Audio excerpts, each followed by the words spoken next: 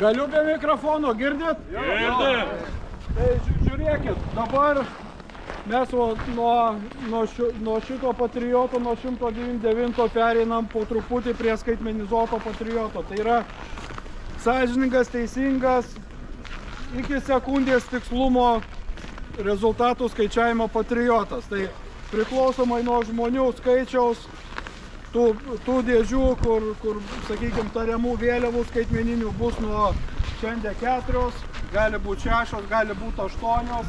Tai reiškia, mūsų visas fortas bus padengtas Wi-Fi ryšiu.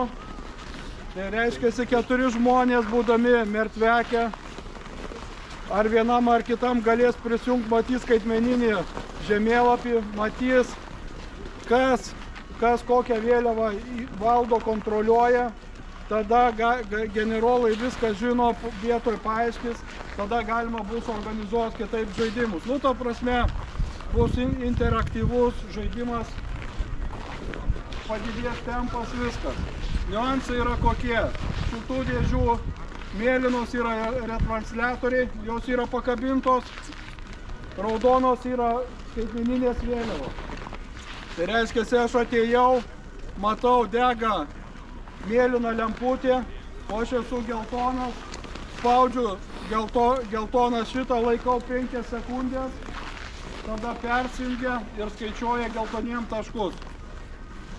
Atkrenta tas variantas, kai anksčiau, kai buvo paprastas patriotas, kažkas kažką žaidžia, paskutinę minutę susėda į uaziką, atvažiuoja, pakelia tą vėliavą ir tašką gauna.